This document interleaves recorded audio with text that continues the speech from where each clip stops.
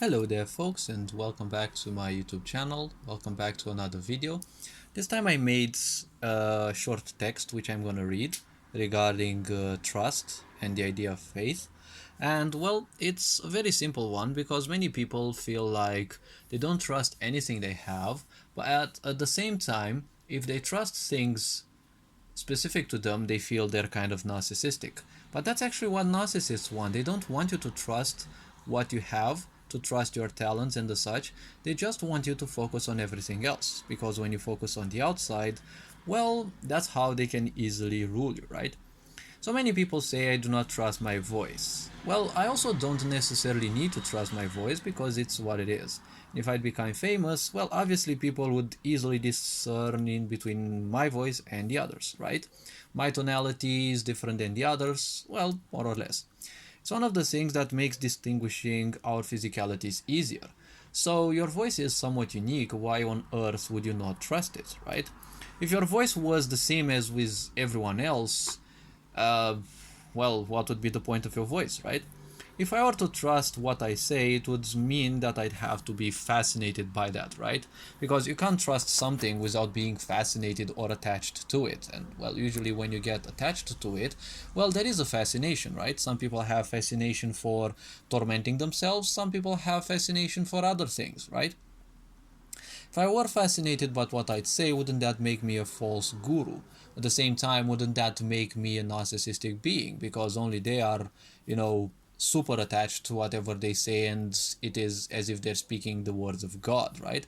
Since a true one brings liberation, right? A fake guru will just give you a sense of liberation because, well, they consuming their time and you're getting the impression that you're doing something, right? You're not doing the same bullshit, you're not investing in your own misery again and again and again. You're finally experiencing something different.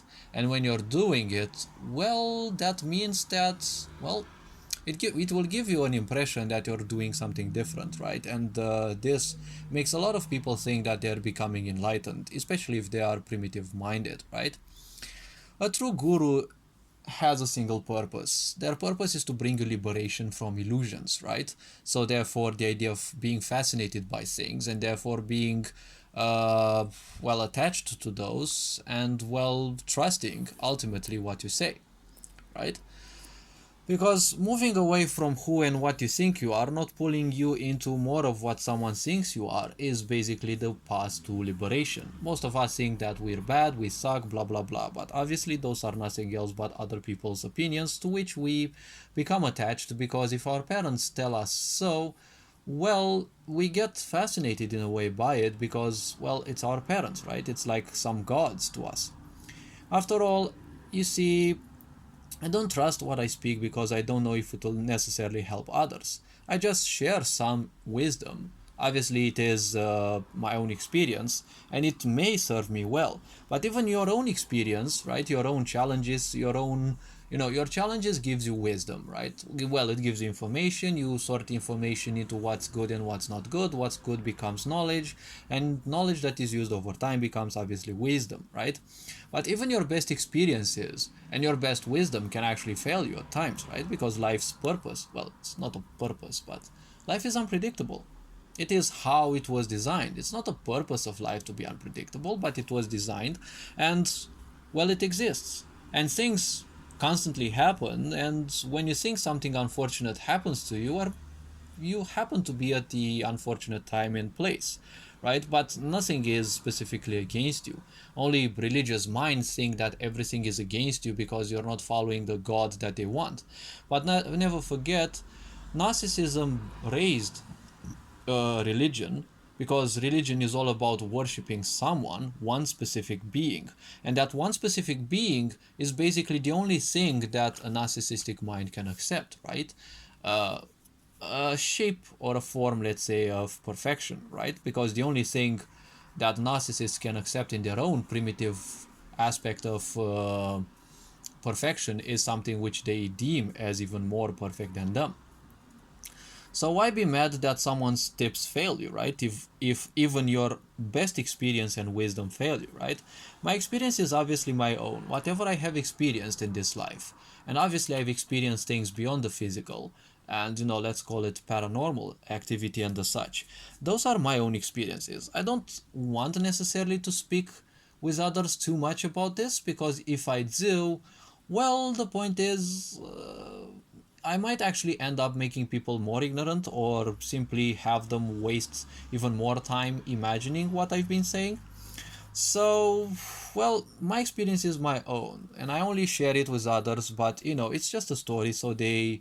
Um, well, if my experience is shared with others, if I think correctly, it is most likely nothing else but a story to the others if they haven't experienced it, right? It's nothing else but a bedtime story or something. And, well, if someone were to tell me that they slew a dragon, and obviously, well, I'd distrust them, well, I don't know, right? Well, obviously, in this world, there are no such things as dragons, but we don't know because, well, we obviously haven't found any. But at the same time, let's say someone tells you something which can be real, right? But you don't trust it because, well, you don't trust it, right? Now, if you trust them or if you don't, well, that's not going to change anything, because, say, they may have actually slewn a dragon, but, well, the point is, you don't know.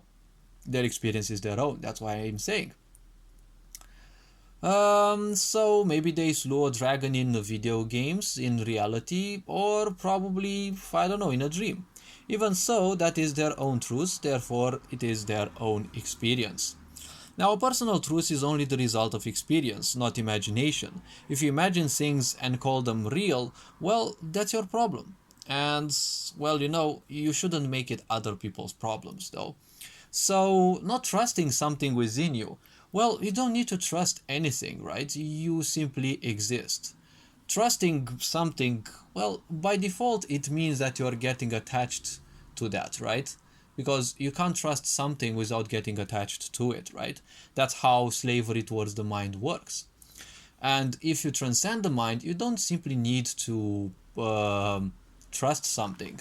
It's basically something that happens. If it is part of your own experience, well, that's it. It happened, it happened. If it is part of higher dimensions that you are gaining access to, again, it is your experience. If other people haven't experienced it and then don't believe you, well, that is no reason for you to not believe it as well. All this being said, you are appreciated, take care, and hopefully this video was introspective enough. You are appreciated, have an awesome day. Ferenc Board signing out.